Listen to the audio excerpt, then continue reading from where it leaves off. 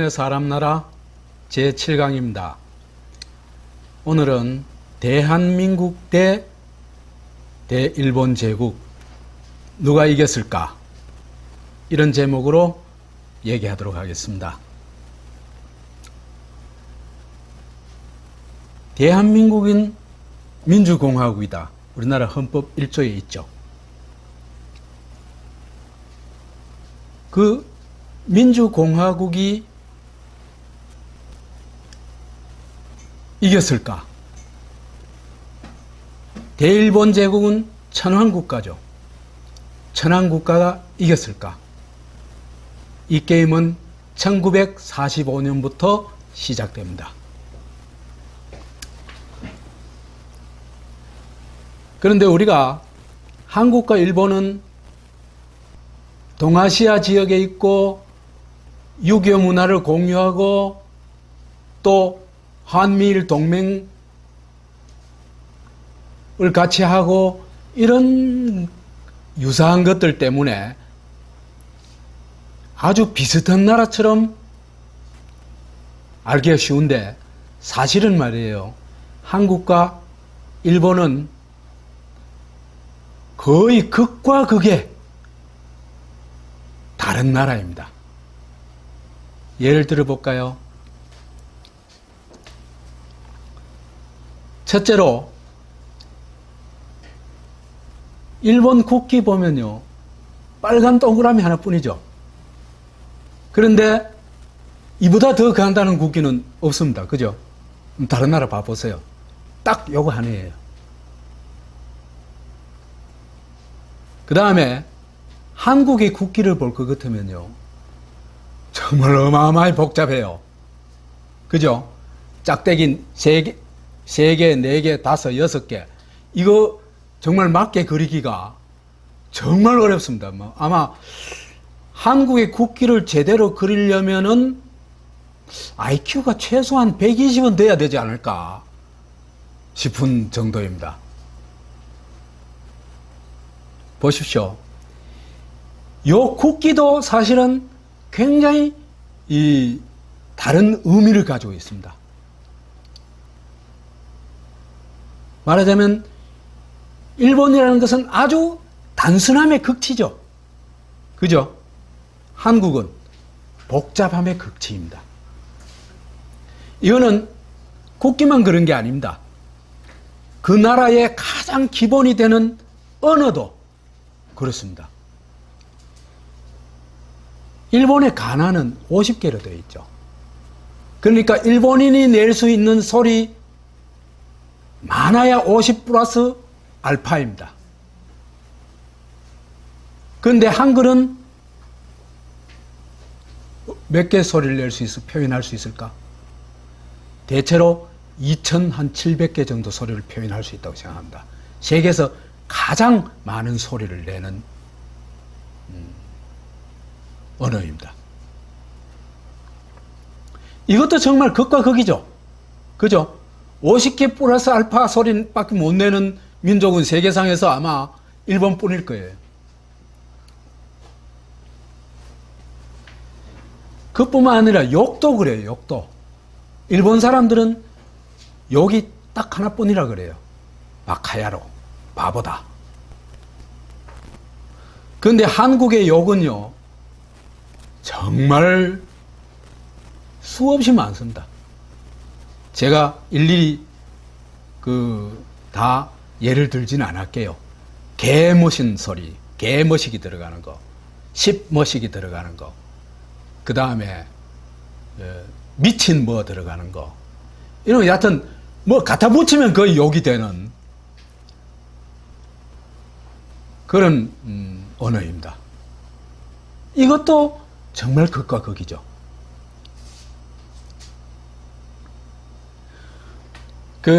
이 극과 극이란 게 이와 같이 어떻게 보니까 정말 정말 우리가 이랬나 이렇게 극과 극의 차이가 있는가 하고 새삼스럽게 느낄 정도로 참 그렇죠.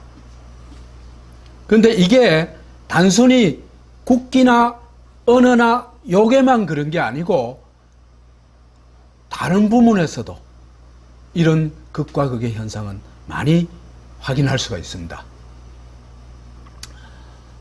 대표적으로 꼽을 수 있는 게 권력의 성격. 최고 권력의 성격도 아주 극과 극입니다. 일본의 최고 권력은 기본적으로 주군으로부터 나왔죠. 주군. 이 뒤에 가면 주군이라는 한자어가 나오는데 그 주군과 사무라이 관계에서 사무라이는 주군을 호위하는 무사입니다. 그러니까 주군은 거의 절대자고, 그죠? 사무라이는 주군에게 무조건 충성을 하고 주군을 위해서 죽어야 되는 존재입니다. 그래서 훌륭한 사무라이가 뭐냐? 주군의 원수를 갚고 장렬하게 죽는 게 훌륭한 사무라이 표본입니다. 우리나라에는 그런 사람을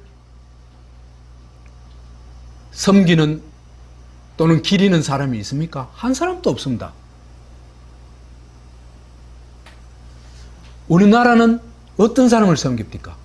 백성을 위해서, 나라를 위해서 뭘 했날까를 가지고 그 사람을 기리고 숭모하고 섬기죠. 그죠? 이 전혀 다릅니다.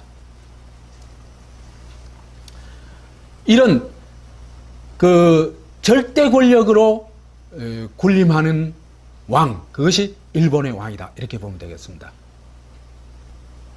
그리고 이 신민은 그야말로 박하야로입니다. 바보가 돼야 됩니다. 바보가 되지 않으면 어떻게 돼요? 살아남을 수가 없습니다. 그렇기 때문에 주군을, 우리나라처럼 주군을 돌아서서 그 새끼 익한다든지 욕을 한다든지 이거는 있을 수 없는 일입니다.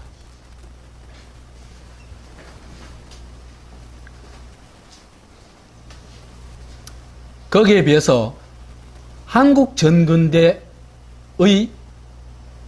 왕과 국가는 유교적 민본 권력입니다. 다시 말해서 유교의 가치관 아래에 있는 존재들입니다. 이 사람들은 뭘 하기 위한 존재? 유교적 가치관을 실현하기 위한 존재들입니다. 그렇죠, 그죠? 그렇기 때문에 왕도 부모한테 효도하지 않으면 어떻게 됩니까? 엄청난 비난을 받고 심지어 왕위에서 쫓겨나기도 하죠. 연산군 그래 쫓겨났죠. 광해군도 그런 명목으로 쫓겨났죠.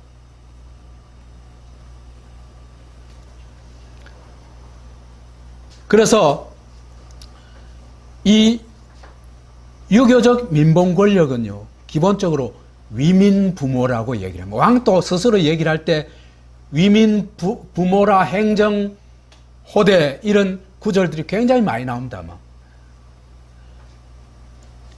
그 민을 위해서 부모 노릇을 해야 되는 내가 정치를 행하는데 그렇게 하지 못했다 하는 자기의 어떤 그 성찰이나 비판이나 이런 게 그냥 일상적으로 나와요. 왕이.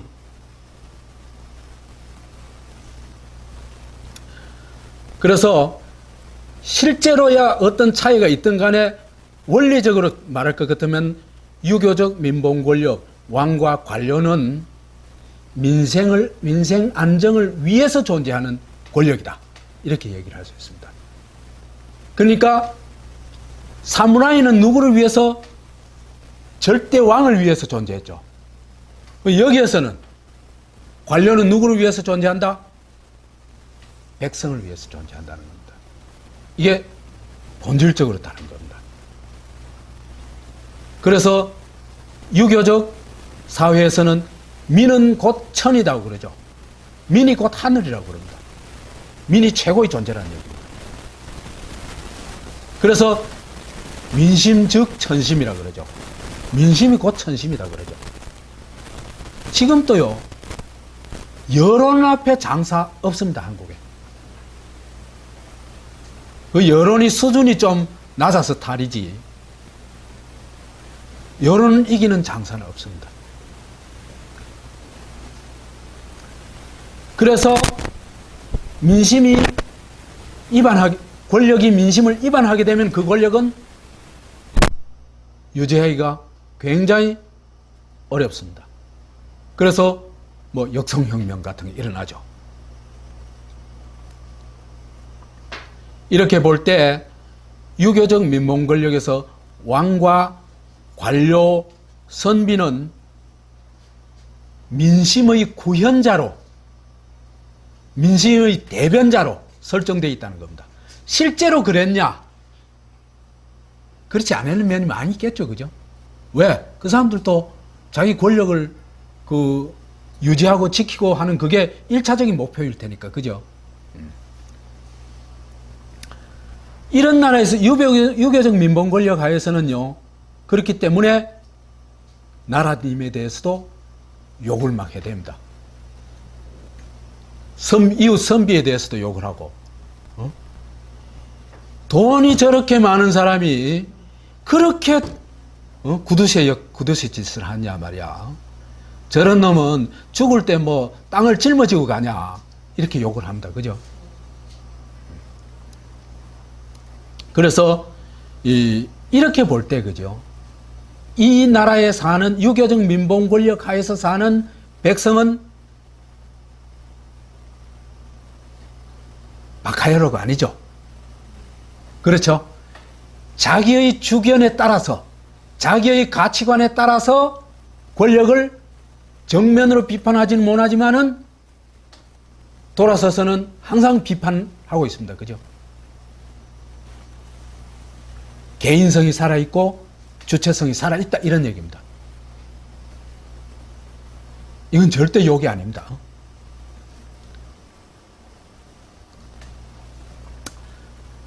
이런 걸 보니까 두 사회가 참 다르죠, 그죠? 그래서 이런 사회에는요, 반드시 이런 경향성이 나타납니다. 일본적인 단순성은 만인만색을 요구하고, 그죠? 전체주의로 갈 수밖에 없습니다. 왜? 왜 그럴까? 다름을 인정하지를 않아죠. 왜? 왜 인정을 안 할까? 오직 절대 권력 한 사람만의 나라이기 때문에 이 사람에게 충성하지 않는 다름은 인정할 수 없습니다. 그죠?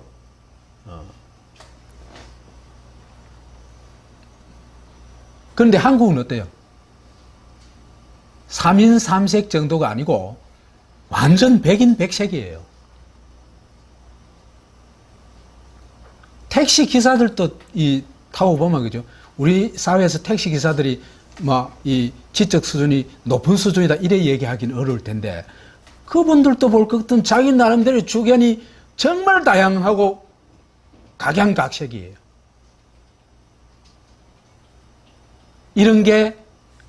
이런 특성을 가지고 있으면 그 사회는 개인주의가 살아있고 민주주의로 갈 수 있는 힘이 있습니다.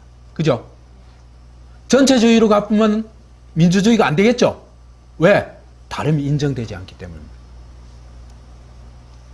그래서 국가와 권력자에 대한 가치관도 이제 이래 되면 달라집니다. 전체주의 사회에서는 무조건적인 충성이겠죠. 그죠? 그렇죠? 그래서 이제 이런 충성을 보여주는 가장 전형적인 행동이 뭡니까? 할복 자살입니다. 그죠? 그 다음에 이 할복 자살을 떼거리로 하는 게 뭡니까? 옥쇄라는 겁니다. 그죠? 수십 명씩, 그 2차 대전 때는 수백 명씩, 그 전쟁이 치자 수백 명씩 자살을 해요. 그러니까 이 생명의 본능조차 빼앗겨버린 존재들이다. 이런 얘기입니다. 가치의 이 주입, 가치의 세뇌라는 게 정말 무서운 거죠. 그죠? 인간 본능조차 뺏어버린다. 이런 얘기입니다. 그죠? 그런데 한국에서의 충은 뭡니까? 왕에게 간을 하는 겁니다. 여러분 다 그래 얘기하죠. 그렇지 않고 왕에게 장단 맞춘 사람 뭐라 그럽니까? 간신이라고 그러죠. 그렇죠? 그건 아주 나쁜 신하의 전형으로, 그죠? 봅니다. 충언을 한다는 것은 왕이 잘못된 것을 지적하고 가감하게 그걸 제안하고 하는 행동입니다. 그죠? 그래서 한국에서의 충성의 핵심은 전화 아니 되옵니다. 이겁니다. 지금 새누리당에는 이런 사람이 없으니까 참 난감하죠. 왕조 시대도 아니지만은. 그래 되다 보니까 일본식 사회에 사는 사람과 한국식 사회에 사는 사람의 말과 행동도 전혀 다릅니다. 알아서 긴딱하는 게 있죠. 그죠? 일본 사람들의 굉장히 큰 특징이 어떤 슬로건이나 어떤 국가적으로 제시하는 뭐가 있으면은 그것에 거의 무조건적으로 복종하고 따른다는 겁니다. 그거는 일본 여성들의 행동 거지를 보면 바로 나타납니다. 어떻게 합니까? 허리를 약간 숙인 고, 그죠? 그 다음에 어깨는 내려오면서 앞으로 요래하고 종종 걸음을 걷고, 그죠? 그 다음에 말씨도 하이 하면서, 그죠? 말하자면 간드러진 말씨를 쓰고, 그러니까 이건 전부 주인한테 하는 그 하녀의 이 행동 양식입니다. 그러니까 일본 전 여성이라고 말할 수는 없겠지만 거의 대부분 여성이 이런 행동 양식을 하고 있다는 것은 일본 사회가 여성들이 거의 그런 하녀적인 그런 게 강제된 사회에 살았다는 얘기입니다. 아직도 그런 틀을 못 벗어나는 거죠. 그래서 조금 달라진 게 있다면은 그게 일본 사람에게만 향하던 이 하녀적인 그런 행동 양식이 요즘은 누구한테도 한국의 스타들한테도 이제 나타난다는 겁니다. 연사마 그래가지고, 그죠? 노래 좋으면 집에서 들으면 되지. 그럼 한국을 와가지고 방문을 하고 거의 광적이에요.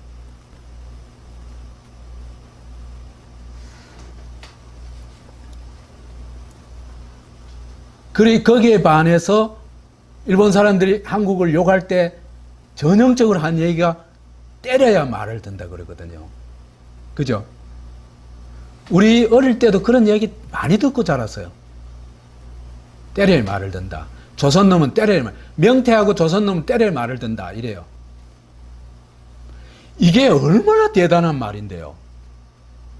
때리지 않으면 자기의 주관을 표현하고 자기 나름대로의 행동을 한다. 이런 얘기입니다. 그죠? 이게 얼마나 주체적이에요. 그런데 이걸 욕하고 있는데 일본 놈들이 욕하는 건 이해가 간다는 거예요. 제가 식민 지배하는데 이게 되게 어려움이 있거든. 그죠? 안 때리면 말을 안 들으니까. 그런데 한국 사람이 익하고 있다는 건 정말 완전히 도라는 얘기죠. 그런데 지금의, 그죠? 경상도 사람들의 50, 60대 한 70%까지는 아직도 이런 얘기가 옳다고 생각하고 있습니다.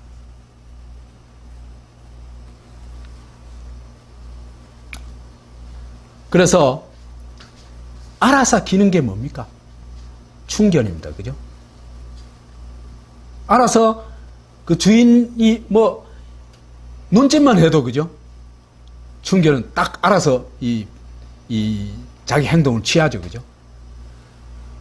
때려야 말을 듣는 이게 바로 사람입니다.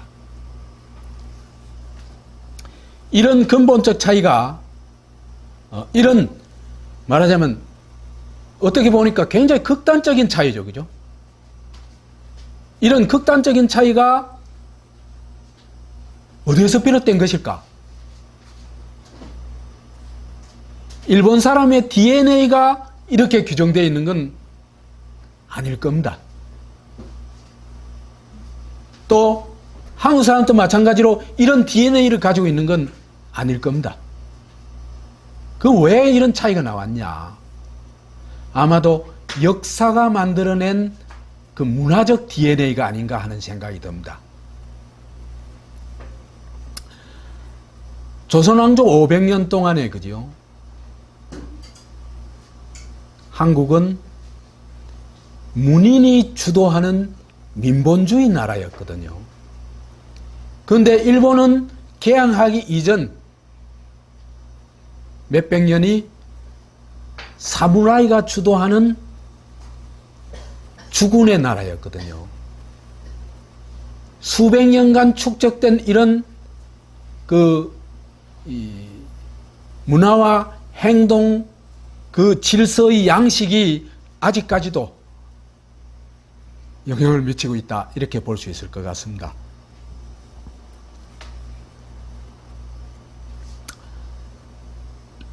조선왕조의 조선왕조는 그죠? 첫째 통일된 국가입니다. 그죠? 그러니까 영토를 서로 뺏고 빼앗기고 하는 그럴 필요가 없죠. 그러니까 거기에는 거대한 군사력을 둬야 될 필요가 없습니다. 그죠?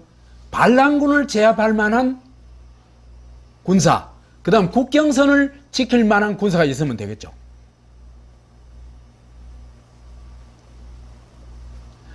그런 통일된 중앙 집권 관료 국가입니다. 그죠? 그런 나라에서는 관직을 차지하기 위한 싸움이 가장 기본적인 싸움이겠죠. 그렇죠. 그죠? 그럼 관직을 두고 싸우는데 칼 가지고 싸워요. 그럼 말이 안 되죠. 그죠? 관직은 뭘 가지고 싸웁니까? 지식 가지고 싸우죠. 그죠? 이 말싸움 하는 겁니다. 그렇기 때문에 거기에는 칼을 꺼내면 뭡니까? 이거는 반칙이죠. 그렇죠? 그렇기 때문에 거기에는 평화가 가장 기본적인 질서가 됩니다.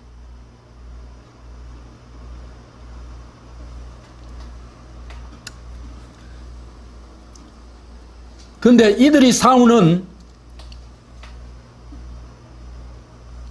중요한 쟁점이 뭡니까? 그러니까 민봉국가를 어떻게, 유교적 민봉국가를 어떻게 실현하냐? 이게 싸움의 가장 큰 주제입니다. 그죠? 싸움의 가장 큰 주제. 그러니까 이 싸움은 땅 따먹기, 영지쟁탈의 싸움하고는 전혀 다른 싸움이다. 그런데 그렇기 때문에 그죠? 이 사회는 직접 생산자인 농민의 지위가 다른 어떤 나라보다도 높았습니다.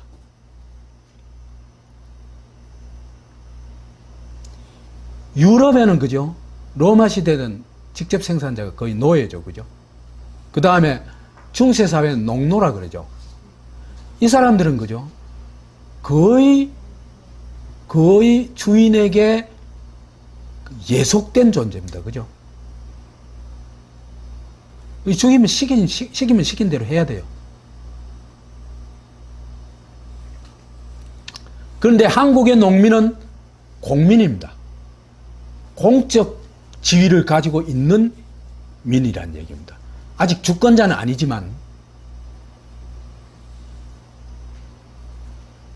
자기 농사 짓는 거에 대해서는 또는 자기 가게에 대해서는 100%까지는 아니지만 상당 부분 자율성을 가진 존재입니다. 이건 노예나 농노하고는 비교될 수 없을 만큼 자유로운 신분입니다. 그래서 이 사람들을, 이 농민들을 어떻게 하면은 민생이 안정되도록 할까 하는 것이 중앙집권 체제에서의 핵심적 과제였고, 그걸 가지고 다투는 싸움, 그것은 지식의 싸움이었고 논리의 싸움이었다, 이렇게 얘기를 할 수 있습니다.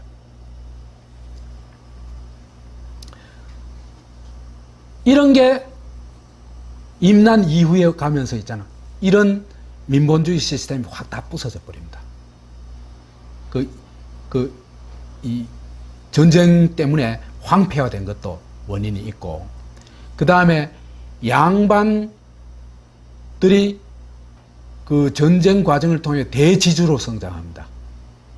그래 되면서 이제 농민이 자영농적인 위치를 잃어버리고 뭐가 되겠죠?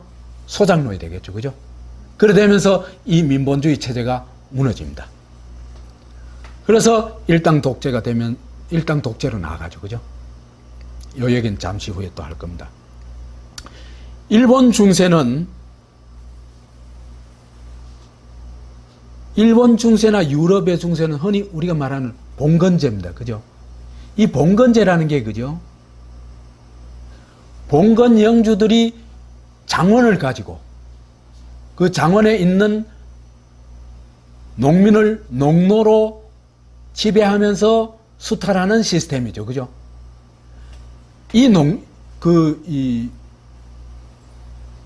그거는 통일된 제국이 없어요. 그러니까 무력이 세면 옆에 지역 땅을 뺏으면 그만이에요. 그러니까 이 사회는 반드시 자기 땅을 지키기 위해서도 그렇고 남의 땅을 빼앗기 위해서도 강력한 군사력이 늘 무장 상태가 돼야 되겠죠. 그렇죠? 그 무장 상태의 사람들이, 무장하고 있는 사람들이 바로 사무라이들입니다.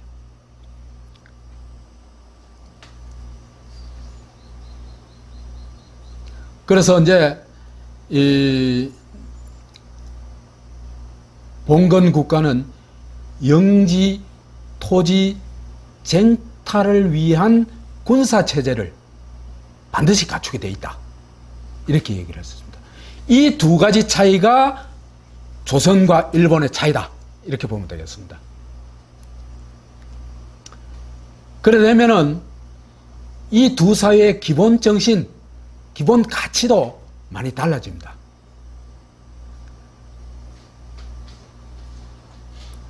무사도가 지배하는 일본의 경우는요, 가장 기본적으로 멸사봉공입니다. 멸사봉공이 뭡니까? 나를 죽여서 공적인 것을 받든다, 이 얘기죠. 그죠? 이건 국가주의이고 국가에 대한 절대 충성을 이데올로기화 해놨다, 이렇게 보면 되겠습니다. 그렇죠. 그죠? 그래서 국가의 절대 충성을 안 하면 어떻게 됩니까? 이거는 바로 째끗하겠죠. 그죠? 그러니까 이런 무사도 정신은 아까도 얘기했다시피 이게 바로 충견 정신입니다. 그죠? 어릴 때부터 충견으로 키워놓는 겁니다. 그래서 충견 프로그램을 어릴 때부터 입력시켜 놓는 거죠. 그럼 여기서 못 벗어납니다.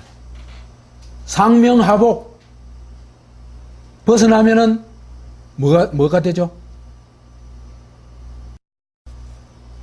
군기문란이 되고, 그죠? 또 뭐예요?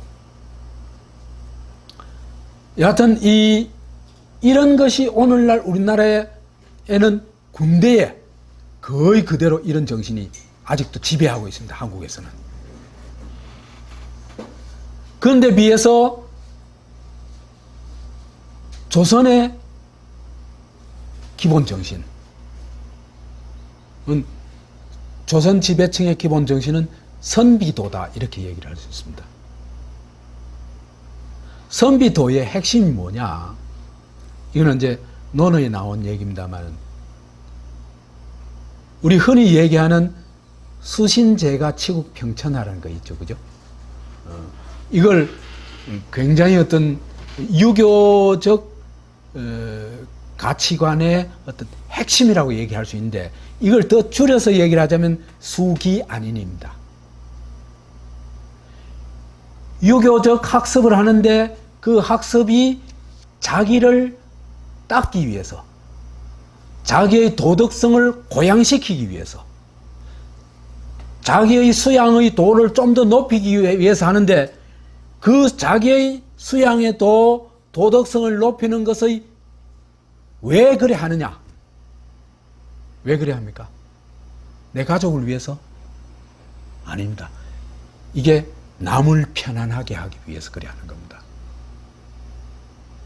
유교 정신에는요, 오늘날에도 우리가 개선해야 될 측면이 제법 많이 있습니다. 그 중에서도 이 수기안인 정신은 정말 굉장한 겁니다. 그래서 내가 나를 닦는 것이 남을 위한 건데, 그 남이라는 거는 가장 가까이 누구겠습니까? 가족이겠죠, 그죠? 또 마을 사람들이겠죠. 그렇죠, 그죠? 그 다음에 나라 사람들이겠죠. 그 다음에는 평천하 세계인이 되는 겁니다. 이 수기안인이란 말 속에서는, 그죠? 그 단순히 개인의 완성뿐만 아니라 그 개인의 완성이 사회적 개인, 시민, 세계인이 되는 것까지 포괄하고 있습니다. 실제로 조선조의 지식인들 중은 이런 태도를 가진 사람들이 제법 많이 있습니다.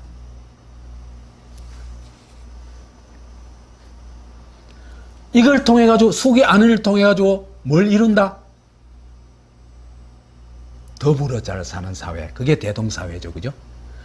그 대동사회를 태평성대라고 그럽니다, 그죠? 말하자면 평화가 확보된 사회다, 이렇게 얘기를 할 수 있습니다.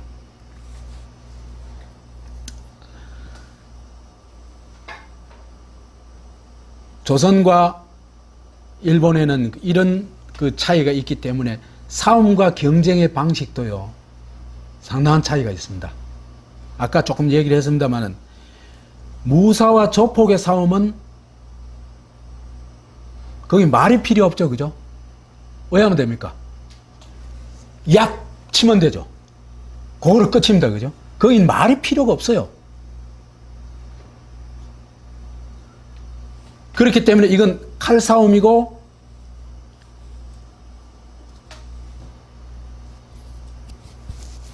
영역싸움이고, 그건 다른 말로 하면 전쟁이 되겠죠, 그죠? 그래서 이런 싸움의 방식은요, 좀 짐승의 싸움 방식이다, 이렇게 얘기를 했습니다. 짐승이 그 들에서 싸우는 것과 거의 같은 모습이라고 보면 되겠습니다. 그 다음에는 요걸 좀 넘어선 게, 언제 내가 힘이 세, 그래서 널 죽이겠어, 이거는 안 통한다. 그런 물리적 싸움 양식은 언제는 벗어나야 된다. 그걸 한 차원 업그레이드 한 게 장사의 싸움입니다. 이게 무슨 싸움일까? 돈 싸움이죠, 그죠? 돈 벌기 싸움입니다. 그래서 손익의 싸움, 돈 싸움, 시장 싸움. 지금 현재 우리의 싸움의 양식이 이런 싸움의 양식이죠, 그죠? 자본주의적 싸움의 양식입니다. 그 다음에 이거와는 또 다른 차원의 싸움이 있습니다. 지식인의 싸움인데, 이건 조선의 조선 왕조 시대의 싸움의 양식이라고 볼 수 있습니다.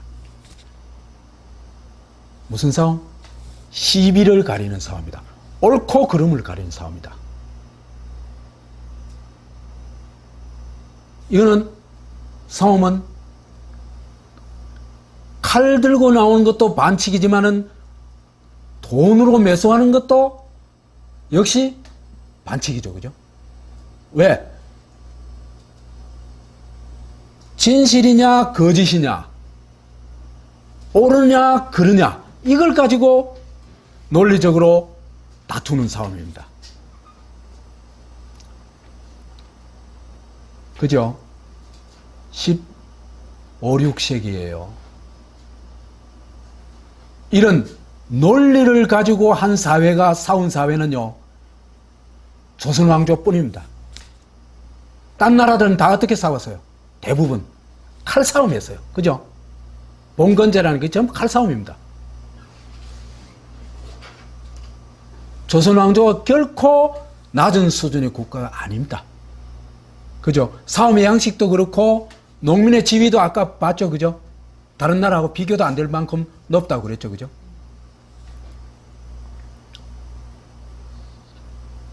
그래서 싸움 중에서는 그죠? 이 시비를 다투는 싸움이 최고 수준의 싸움입니다. 그렇겠죠. 그죠? 진실, 논리, 인륜, 정의 이런 것을 가려내고 추구하는 그런 싸움이다.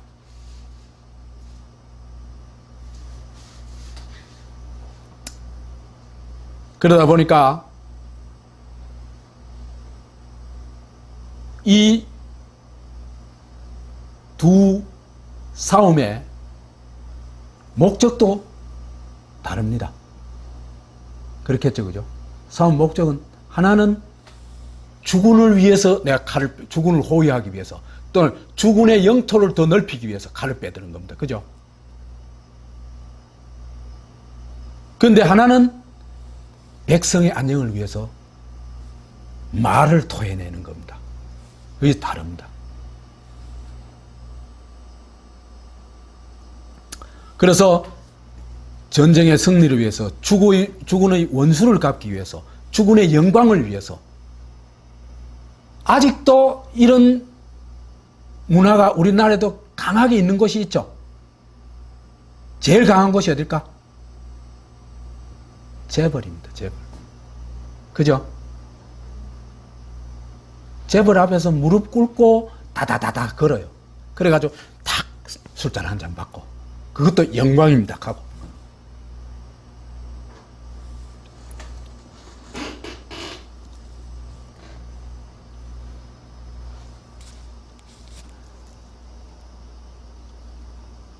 그에 비해서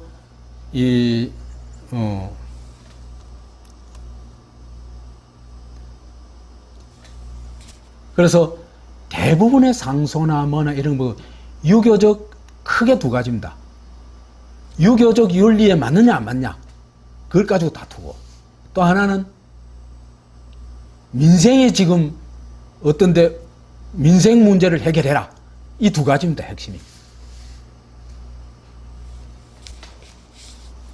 그래서 이 싸움이, 일본의 싸움은 야쿠자의 칼싸움인데 비해서 한국에서 하면 당파의 말싸움이다, 이렇게 얘기할 수 있을 겁니다. 이건 뭐 더 설명을 안 해도 지금까지 설명한 것으로 충분하겠죠. 그래서 이런 차이는 독립운동가들이 추구한 대한민국하고 일본 야쿠자들이 추구한 대일본 제국에 그대로 나타납니다. 그러니까 대한민국과 대일본 제국은 아까 우리 국기가 극과 극의 차이였죠. 그죠? 그 마찬가지로 극과 극의 나라다, 이렇게 이해할 수 있습니다. 대한민국은 주권이 인민에게 있고 그 인민의 주권을 말하자면 투표할 때만 그 보장하는 것이 아니라 상시적으로 보장하는 시스템이 삼균주의죠. 그죠? 그렇죠? 그래서 정치 주권, 경제 주권, 교육 주권을 다 보장했죠. 그런 나라가 대한민국입니다. 그런데 비해서 대일본 제국은 온리 천황 국가죠. 그러면서도 천황 국가이면서 그 소수가 이 세 가지를 독점합니다. 하나, 권력을 독점해서 독재가 되죠. 그죠? 군바리들이 다 독점했죠. 그 다음에 경제는 누가 독점해요? 재벌이 독점했죠. 이데올로기는 천황교가 독점했죠. 그렇죠? 그래서 독재, 독점, 독선의 나라, 삼독의 나라다 이렇게 볼 수 있습니다. 대한민국이 삼균 나라라고 할 것 같으면 대일본 제국은 삼독의 나라다. 이 극과 극의 나라다. 이곳에는 모든 인민에게 주권이 있고 이것은 대일본 제국에는 오직 천황에게 주권이 있는 나라다. 이렇게 보면 되겠습니다. 이 두 사람이 어떻게 되었을까? 오늘의 주제입니다. 그죠? 우리가 조선이 망한 이유를, 그죠? 주로 뭐에다 이유를, 됩니까? 조선이 망한 이유 하면 딱 떠오르는 거 있죠? 당파 싸움, 그러죠. 그죠? 당파 싸움에 때문에 조선이 망했다. 일본한테 먹혔다. 이거는 100% 거짓말입니다. 일본 사람들이 지어낸 겁니다. 당파 싸움을 억수로 싫어하는 사람들이 만들어낸 말입니다. 조선이 망한 진짜 이유는요, 멀리 거슬러 올라가면은 한글을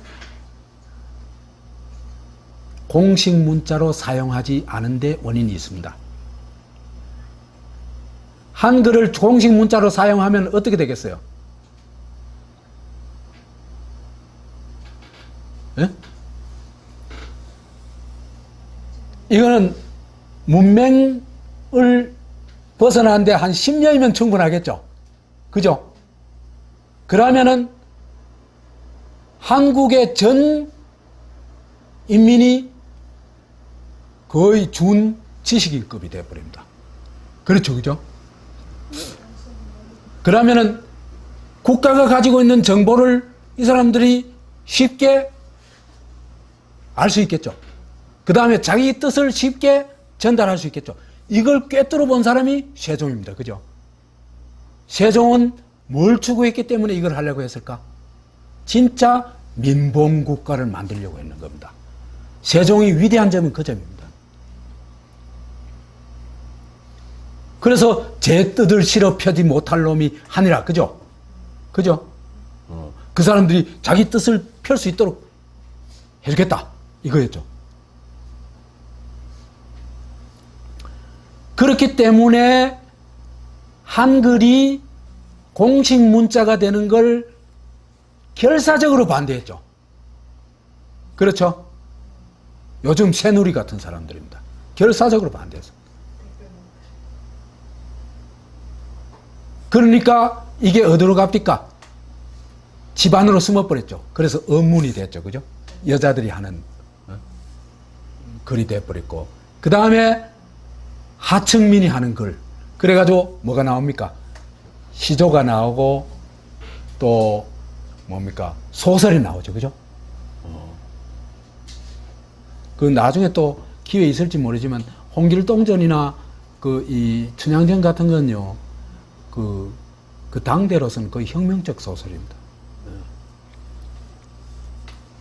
여하튼 이걸 못했는 게 멀리 올라가면 그 조선이 망한 원인이라고 얘기할 수 있는데, 좀 더 가까이 얘기하자면은 당쟁이 없어진 게 망한 가장 큰 원인입니다. 당쟁이 없어지고 어떻게 됐습니까? 노론 독재로 갔죠. 그죠? 그래서 노론 독재를 어떻게 됐든지 타파해보고자 했던 게 뭡니까? 탕평책 하는 거죠. 그죠? 그렇죠. 그죠? 노론만이 아니고 골고루 서보자. 그래서 독점을 막아보자. 그래서 발버둥이를 친 왕이 정조죠. 그죠? 근데 왜 됐습니까? 정조가 독살됐다고까지 얘기를 하죠. 뭐로 뒤집어 씌웁니까? 반대파를 제거할 때. 요즘 종북하고 비슷한 겁니다. 천주교 신자다. 이래가지고 제거하는 겁니다. 그 말에 당한 사람 대표적인 인물이 정약용이죠. 그죠? 그래서 노론 독재로 가고 세도 정치로 가면서 유교가 아주 이 명심보감 수준에 있잖아. 그죠? 그 이데올로기로 전락해버립니다. 그러니까 모든 사람들의 행동을 규제하는 그 대표적인 게 신체 발부, 수지 부모, 불감훼손이란 그런 것들입니다. 그 유교하고 관계없어요. 그런 식으로 예를 들면 상례 제도 같은 것도 있잖아요. 장사 지내는 제도 있잖아요. 그죠? 그런 것도 막 억수로 복잡하게 해놔가지고 도대체 그 의례에서 사람들이 못 벗어나도록 만들어버려요.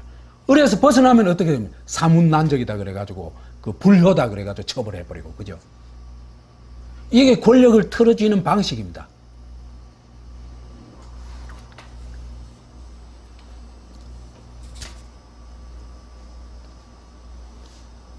그래 되면서 민본주의가 당쟁이 살아있을 때는 민본주의가 살아있겠죠. 그죠? 왜? 민본주의야말로 그 시기에 가장 중요한 주제였죠. 그죠? 주제인데 일당 독재가 되면서 그 독재자들이 마음대로 이제 이데올로기, 편협한 의례로 변해버립니다. 그래서 상복을 몇 년 입냐, 뭐, 이런 것 가지고 맨날 싸우게 되는 겁니다. 그래서 이제, 이렇게 되면서 일당 독재가 되면서 경쟁과 균형이 깨져버리고, 끼리끼리 모이고, 그죠? 매간매직하고, 부패와 착취가 범람하게 됩니다. 그래서, 민은 이제는 민본주의의 주인공이 아니라 착취의 대상으로 바뀌게 됩니다. 그래서 삼정문란 하는 거 들어봤죠? 그죠? 삼정문란이 일어나게 되는 거예요. 그러면은 이런 사회에서는 이런 걸 혁신하기 위한 뭔가 움직임이 있겠죠? 그죠? 움직임인데 그 움직임이 다 실패했습니다. 그래서 반민중 독재 권력을 타도하고 근대 국가를 수립해야 되는데 이게 다 실패를 합니다. 아주 크게 두 가지가 있는데 하나는 농민전쟁이죠. 그죠? 갑오 농민전쟁. 농민들이 일어나가지고 싸운 거죠. 그죠? 또 하나는 갑신정변이 있죠. 그죠? 이제, 말하자면, 선진 지식인들이 신문물을 받아들이고 국가를 혁신하자는 그런 운동인데 이것도 일본 믿고 했다가 실패했죠.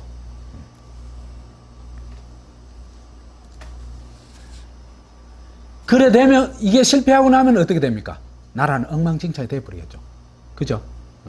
그래 되면 이때부터는 제국주의 나눠먹기의 대상이 될 수밖에 없습니다. 그래서 이제 청일전쟁이 일어나가지고 청나라하고 일본하고 서로 먹겠다 싸웠죠. 그죠? 러일전쟁이 일어나가지고 러시아하고 일본하고 한반도를 서로 차지하기 싸웠죠. 그때 미국과 영국이 일본을 지원해 줍니다. 그죠? 그래서 일본이 예상을 깨고 러시아를 접었습니다. 그래서 이제 결국 이제 일본의 손아귀에 들어가게 되는데, 사실은 이게 그죠. 일본이 한반도를 차지했을 뿐이지 영미일을 세계가 나눠 먹게 한 겁니다. 영미일이 나눠 먹기를 한 겁니다. 그래서 이제 요런 조건이, 요런 나눠 먹기를 하기 위해서는 일본이 이겨줘야 되겠죠. 그죠? 그래서 러일 전쟁 전비 19억 8,400만 원 중 12억 원, 60.5%를 영국과 미국이 대줍니다. 일본에. 일본 혼자 싸운 게 아니죠. 그렇죠. 그죠? 그러고는 곧바로 가스라 테프트 밀약을 맺습니다. 7월 29일 날. 그러고 넉 달 후에 을사보호조약을, 을사늑약을 강제하죠. 그렇게 됨으로써 사실상 1905년은 이미 일본의 식민지로 가게 됩니다. 우린 다음 시간에 이제 얘기를 하겠습니다만은, 미국은 결정적 순간마다 왜 일본 편을 들어줄까? 이것도 참 한국인으로서는 반드시 풀어야 되는 역사의 미스터리입니다. 그죠? 이건 다음 시간에 얘기하도록 합시다. 세부류 한국인, 일제인. 이 시기에 한국에는 세 부류의 사람들이 있었다고 볼 수 있습니다. 식민지와 관련해서. 첫째로 흔히 말하는 레지스탕스의 길, 독립운동의 길이었죠. 그죠? 그런데 이 독립운동에 나선 사람이 1945년 해방 무렵에 어느 정도 됐을까? 최대로 작았을 때, 독립운동 근처에 간 사람까지 최대로 잡았을 때 한 2만 명 됩니다. 그러니까 당시에 인구가 대체로 한 2천만 되니까 0.1% 정도라고 볼 수 있습니다. 근데 이건 그죠? 독립운동 때만 그런 게 아니고 어느 때나 그래요. 주어진 환경에 저항할 수 있는 사람은요, 0.1% 수준입니다.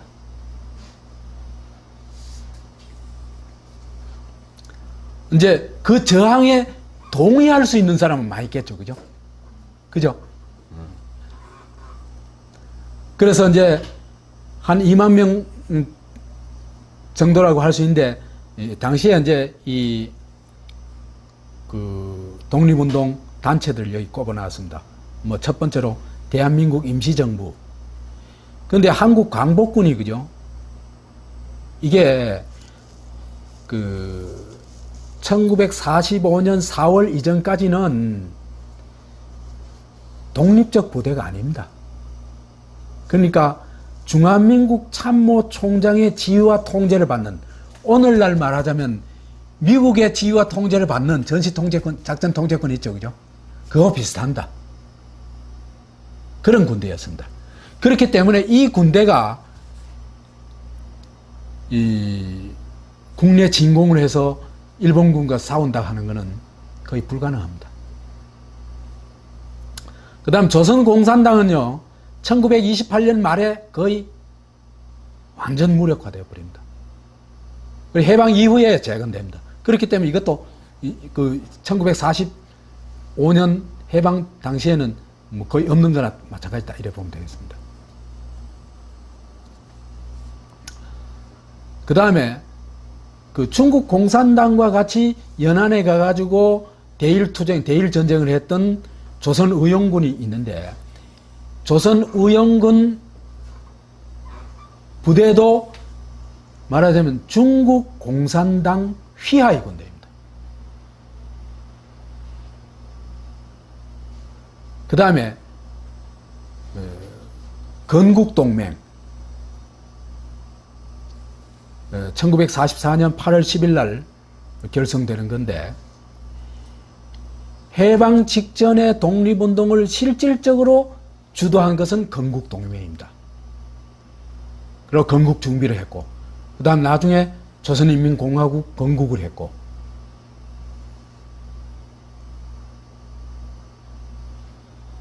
이게 이제 나중에 이제 요 거는 별도 항목을 하나 해가지고 강의를 해야 됩니다. 왜 그러냐면, 이건 굉장히 중요한 일인데, 여운형이란 인물도 그렇고, 그 다음에 여운형이 추구했던 건국준비위원회, 조선인민공화국, 이게 다 한국 독립운동사 내지 새로운 국가 건설에 있어서 굉장히 중요한 의미가 있는 조직입니다. 여하튼 독립운동 세력이 이 시기에 우리의 힘으로 독립할 수 있는 능력은 전혀 안 됐다, 이렇게 볼 수 있습니다. 그러면은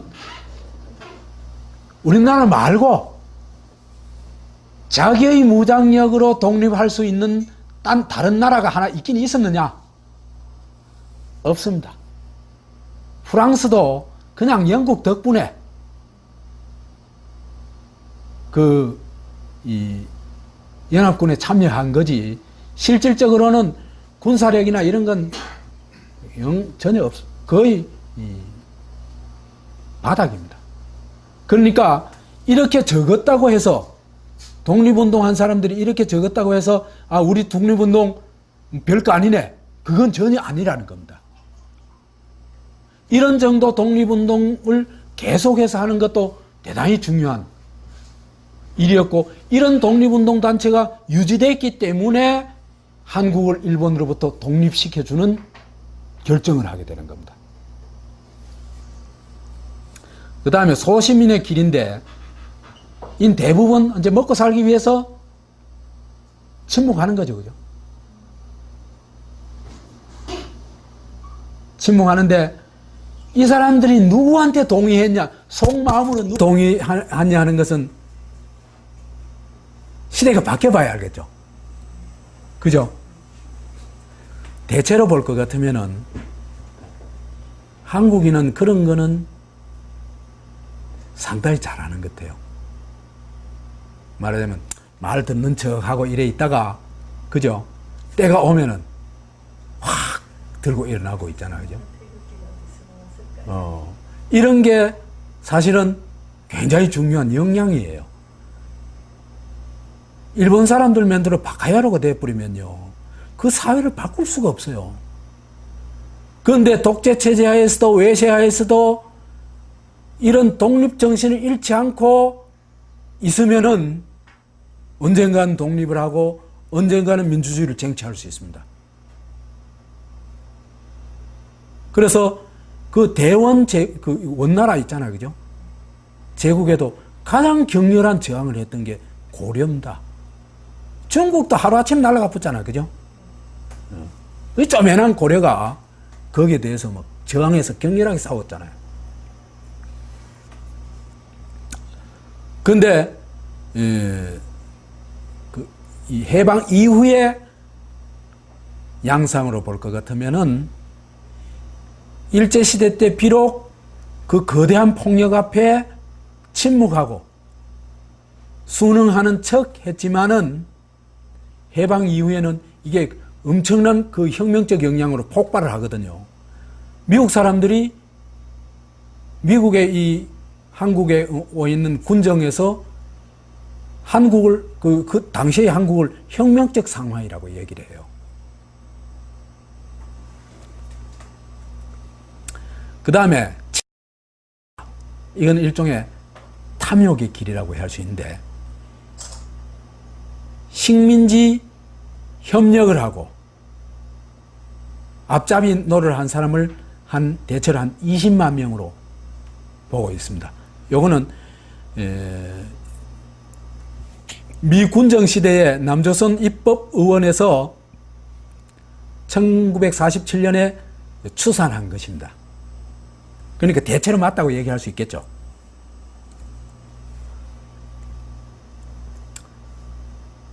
그래서 이제 뭐 부일 협력자 뭐 이런 게 쭉 있습니다만은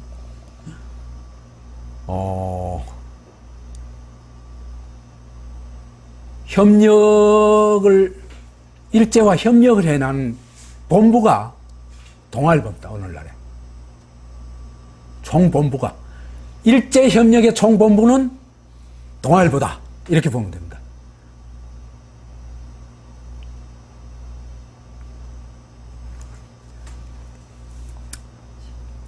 그래서 자치운동을 한다는 건 뭐냐 하면 일본의 지배는 인정한다는 겁니다.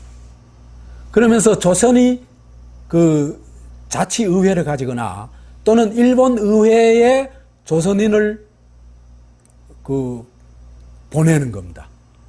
그건 뭡니까 그거? 일본은 하자는 얘기죠. 그죠? 그걸 독립운동 했다 하면 참 난감하죠. 그 다음 직업 친일파들도 있습니다. 뭐 쭉 여기 나와 있습니다만은.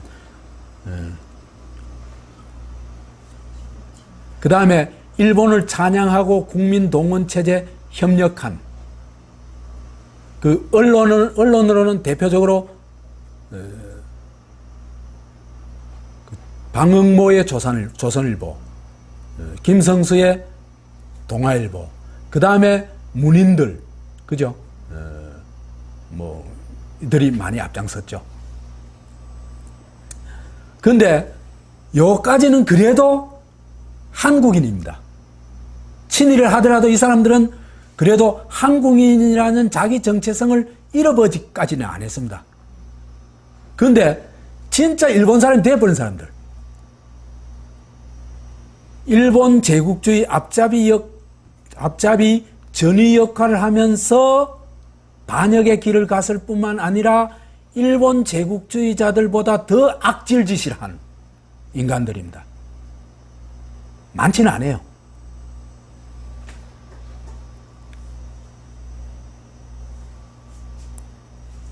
전쟁 범죄에 가담한 사람들, 일본 황군 장교들이겠죠, 그죠? 사병들은 그거는 일방적으로 끌고 가는 게 있기 때문에 그리 얘기할 수가 없습니다. 장교들은 지발로 만주군관학교나 일본계 사관학교로 가가지고 일본군 장교가 돼가지고 일본 총을 들고 천황을 위해서 싸운 사람들이죠. 이게 최악질입니다.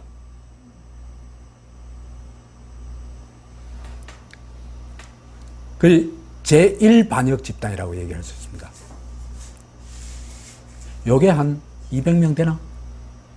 200명? 그래는 안 될 거예요. 하여튼 이것도 숫자를 씹어야 되는데 요 사람들이 뭘 다 몽땅 차지합니까?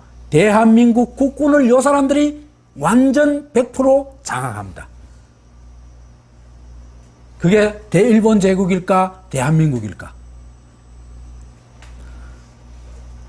그 다음에 일본 경찰이 돼가지고 일본의 식민지 수탈, 식민지 지배에 앞잡이 노릇을 하는 사람들. 이게 제2반역 집단이겠죠. 그죠? 그 다음에 조선총독부 관리들. 그죠? 요 사람들은 이미 일본 제국의 앞잡이가 되었을 뿐만 아니라 일본인화했다 이렇게 보면 되겠습니다. 일본인 중에서도 그냥 선량한 일본인이 아니고 제국인이 됐다 이렇게 보면 됩니다. 이 일제인 중에서도 특급 일제인들이 있어요. 정말 못 갈른 인간들. 일본 제국주의자보다 악질인 조선족 출신 일본인, 조국을 부정하고 동포를 공격하고 한데 앞장선 사람들. 덴노가 천황입니다. 덴노족.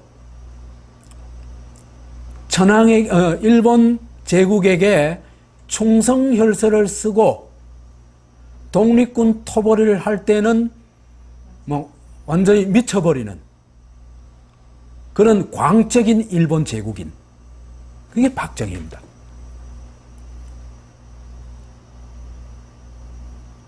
아마 이런 정도로 완전히 일본 제국인이 돼버린 존재는 박정희가 거의 유일하다고 보면 되겠습니다. 그래서 박정희는 일본에서 배운 것을 한국에 그대로 실현하죠. 네? 그게 천황체제를 구축한데, 그 천황체제가 바로 유신체제다, 이렇게 보면 되겠습니다.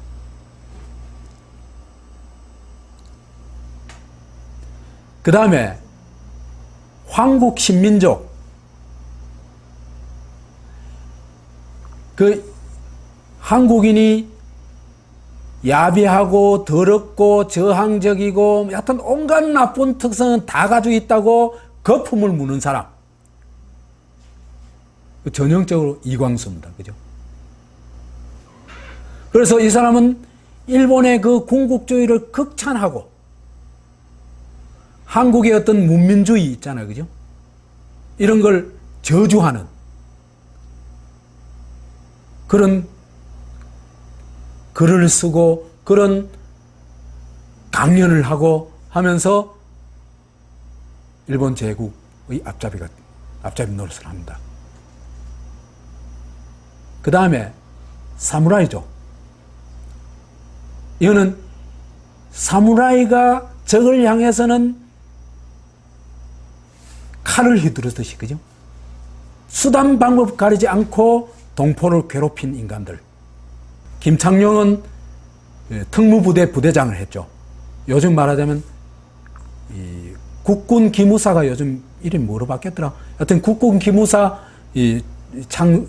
이전 단계 그 전신이 이 육군 특무부대인데 거기 부대장을 했습니다. 백선엽은 간도 특설대, 말하자면 동포 사냥의 최전위 부대입니다. 거기에 간부로서 악명을 떨치던 사람들. 이런 사람들이 한국에 그대로 독재 정권의 승계가 됩니다.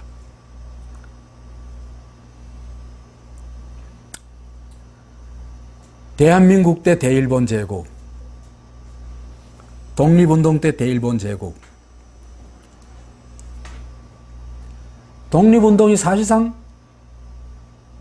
일본하고 겨뤄가지고 항복을 받을 전쟁을 수행할 만한 그런 정도가 안 됐다. 이건 아까도 얘기했죠. 그죠? 광복군이 그 공식적으로 이 광복군 문서에 나타난 거는 339명입니다. 339명 가지고 100만도 넘죠. 일본이. 몇백만 되죠. 몇백만 군대하고 싸운다는 그건 뭐. 그 다음에 김일성 부대는 소련군 88여단에 소속되어 있었는데, 그 이제 거기 소속되어 있다가 그 북한으로 온 사람 확인되는 인물이 133명입니다. 그러니까 이 부대도 그리 많다고 얘기할 수 없겠죠. 그죠? 뭐 많아봐야 200~300명 정도 될 겁니다. 그 다음에 조선 독립동맹, 이게 무정부대라는, 무정이란 그 군인이 있죠. 그죠? 독립운동가 있죠. 근데 8만 명이라고 하는데 이거는 좀 과장된 것 같고, 뭐 한 10,000명 됐을까? 그것도 확인이 되지 않는 겁니다. 확인이 되지 않는 거는 정말 이런 그 떠도는 얘기 가지고 그렇다고 얘기할 수는 없습니다. 그 다음에 사이비 독립운동이 참 많았어요. 왜? 흔히 그죠? 제일 멋있게 가진 자들이 제일 멋있게 사는 방법이 뭘까요? 진보로 사는 겁니다. 네. 이 진보로 사는 거거든요. 진짜 하는 건 없이, 그죠? 입으로는 온갖 선행 다 하는 사람들. 좋은 사회 얘기 다 하고. 그런데 지가 데리고 있는 같이 일하는 동업자한테는 열정페이 그래죠. 한 달에 30만 원 주고 이카는 인간들 훨씬 많아요.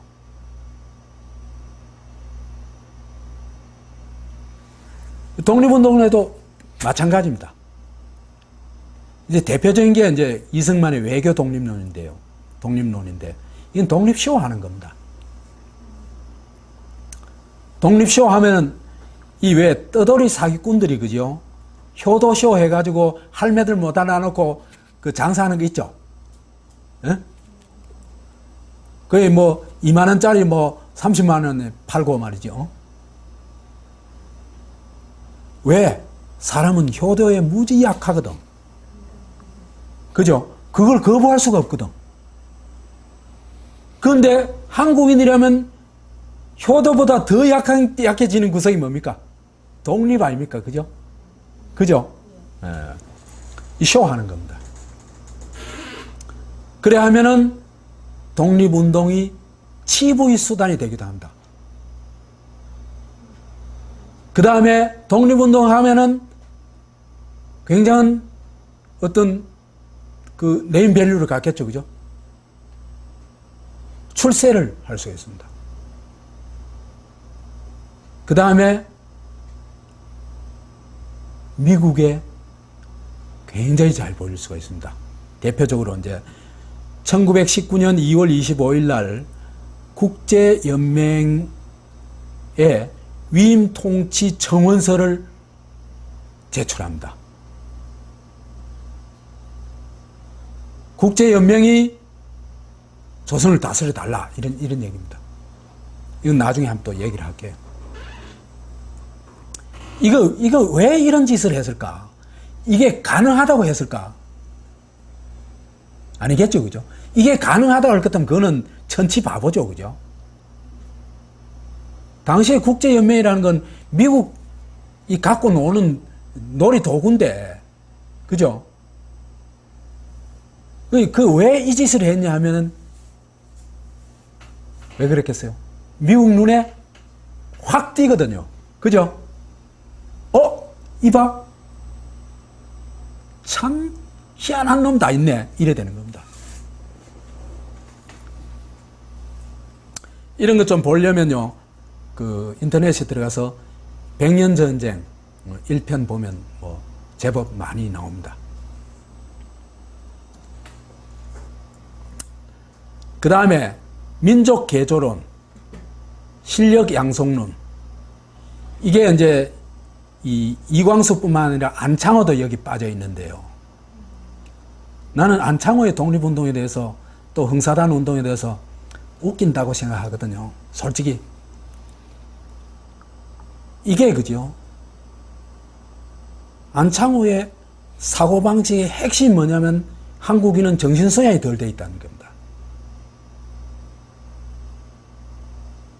그래서 정신소양을 해가지고 실력을 쌓아야 독립할 수 있는 능력이 생기고 그때 독립해야 제대로 된 국가를 만들 수 있다. 이렇게 보는 겁니다. 그러니까 우리는 아직 독립할 만큼의 영향이 안 된다. 이 얘기입니다. 그러면 조선왕조 500년은 뭐야 말이야. 그럼 몇천 년 역사는 뭐야 말이지. 고려의 대몽항쟁은 뭐야 말이지. 이런 말도 안 되는 얘기를 있잖아, 그죠? 아주 점잖게 강연하는 사람이 안창호입니다.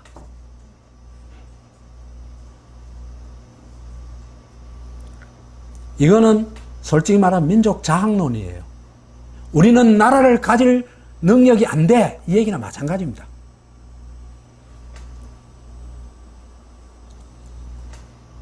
동아일보 자치주의는 뭐 아까 얘기했죠. 일본 자치령으로 가자. 이 얘기입니다.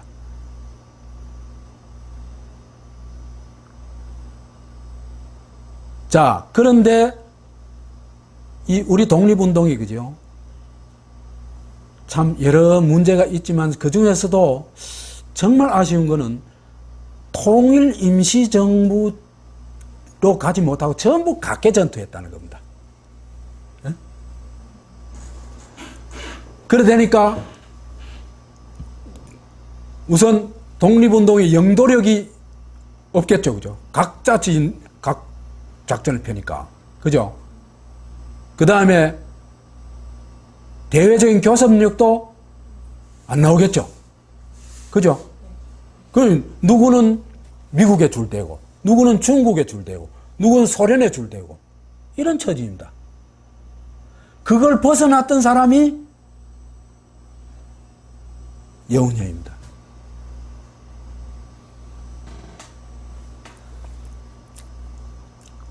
그래서 무장력도 분산되고 규모가 작아지고 그래 되겠죠, 그죠? 그러니까 싸우면 안 되겠죠. 그런 가운데 여운형의 건국동맹은 이런 조건 속에서 건국의 일본의 패전을 이미 보고 있어요. 여운형은 1937년도부터 중일전쟁이 일어나면서 일본 패망한다 이렇게 보고 있습니다. 그러면서 이제 거기 대비를 해가지고 이런 코스를 밟게 됩니다.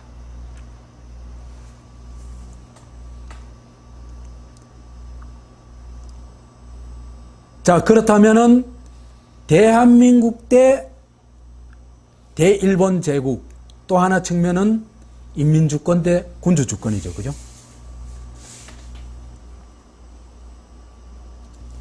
다른 말로 하자면은 좀 알아듣기 쉬운 말로 하자면은 민주공화국 대 야쿠자 제국의 싸움입니다. 인민주권을 확고히 하고 있는 독립운동 단체가 한 3곳쯤 됩니다. 임시정부하고 화북조선 독립동맹하고 건국동맹. 그런데 비해서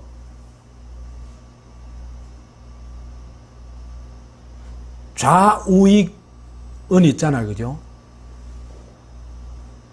그 자기의 이데올로기에 빠져 있습니다.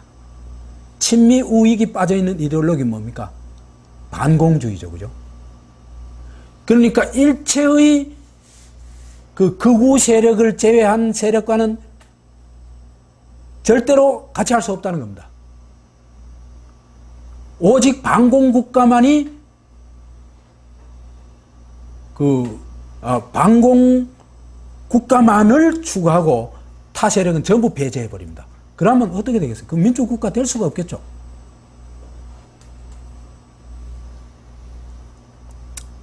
그래서 이 반공주의 노선이 반공독재로 그대로 이어집니다. 이게 이제 친미 우익 노선이죠, 그죠? 대표적으로 이승만, 김구는 그죠? 대한민국 임시정부의 수반이었으면서도 그 사상은 정말 꼬리했어요. 반공주의에서 못 벗어나는 겁니다.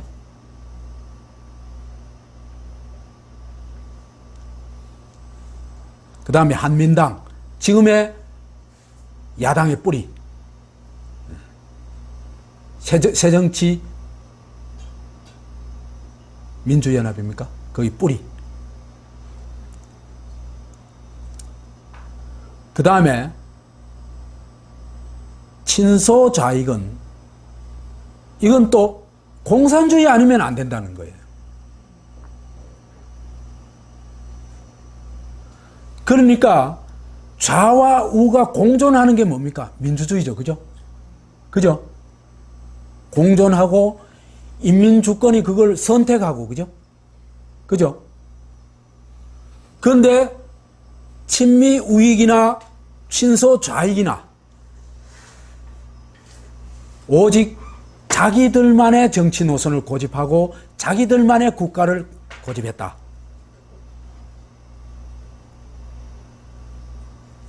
이게 이제 심각한 문제가 되는 겁니다.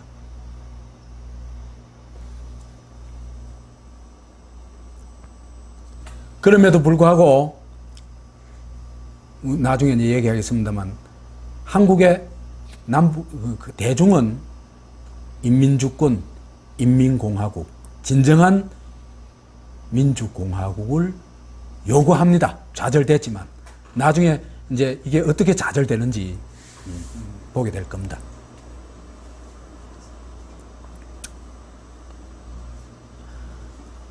자력 독립으로 연합국 참정이 가능했느냐? 이거는 불가능했습니다. 그래서 저런 한탄을 하는 것은 무의미한 한탄이다. 우리 힘으로 독립 못했기 때문에 이래 됐다. 그건 무의미한 한탄이다. 우리 힘으로 독립한 나라 없습니다. 그건 불가능합니다. 왜? 제국주의 지배하에 들어가가지고, 그죠? 독립운동을 할 수 있는 세력은 아까도 얘기했다시피 어느 사회나 0.1%입니다. 못 넘어섭니다. 왜 그러냐면요. 대의를 위해서 목숨을 바칠 수 있는 사람이 그리 많을 수가 없습니다. 인간이, 왜? 인간은 살고 싶은 존재거든요. 그죠?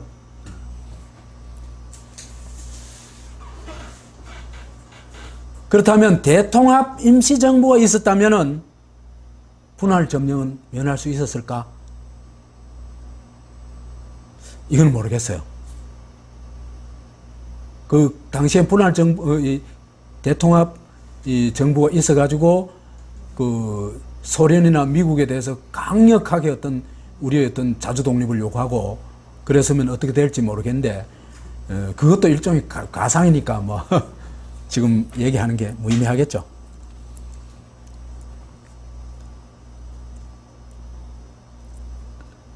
이렇게 됨으로써 있잖아, 그죠? 정말 대한민국을 추구했던, 민주공화국을 추구했던, 인민주권을 추구했던, 삼경국가를 추구했던 사람은 극히 소수에 머물러 버리고, 그죠? 미국과 손잡은 우익, 소련과 손잡은 좌익, 이 남북을 차지하게 됨으로써 남에서는 친미 반공파 대 민주공화국을 추구하는 여운형 세력의 싸움이었지만은 미국의 일방적인 정책에 의해서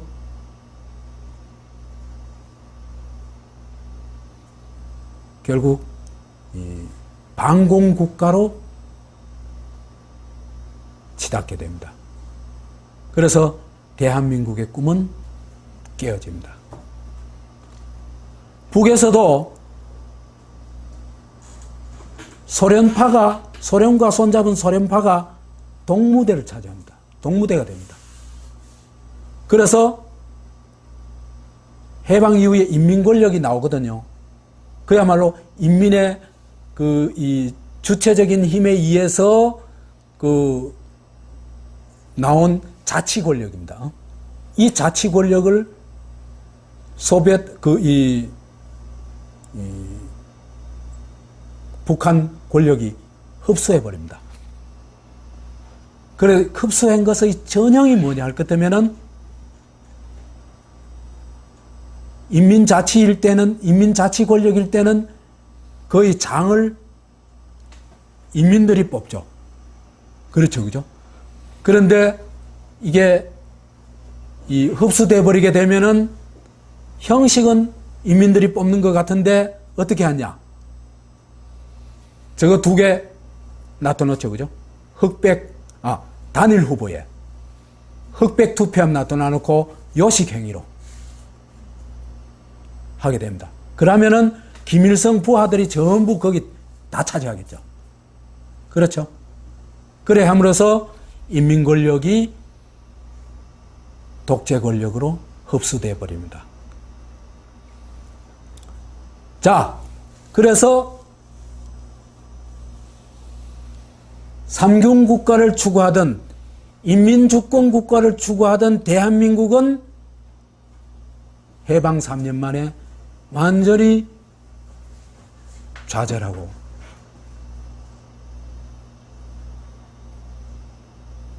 남과 북에는 대일본 제국보다도 더 악랄한 일본 제국이 들어섭니다.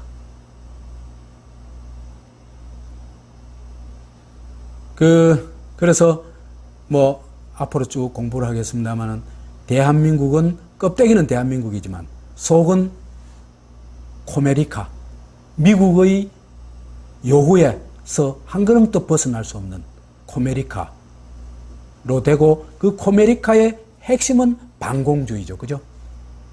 이 반공주의 틀에서 못 벗어나고 결국은 이 일본 제국보다도 더 악랄한 이 박정희 유신체제로 가게 된다.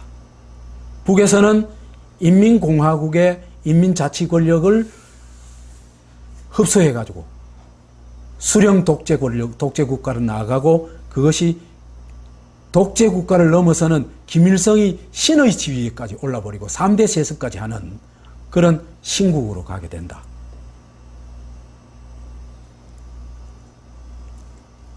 이렇게 됨으로써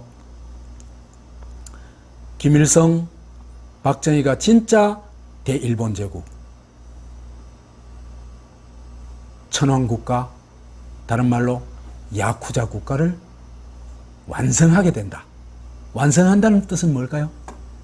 일본은, 천황은 사실은 위에 올려놓은 허수아비에 불과했죠. 그죠? 주권자라고 이 헌법에도 그렇게 되어 있고 그 껍데기는 그렇지만은 속은 그 군국주의 세력들이 지금 멋대로 하는 시스템이죠. 그죠? 올려놓고 갖고 노는 시스템이에요. 근데 여기는 진짜 천황의 권력, 무소불위의 신의 권력을 가진 국가로 만들어버렸다. 그것이 완성된 대일본 제국이다. 이렇게 볼 수 있을 것 같습니다. 그래서 이런 대일본 제국의 하이라이트, 절정, 그게 유신체제고 북의 유일체제다. 이렇게 볼 수 있습니다. 제 얘기는, 오늘 얘기는 마치겠습니다.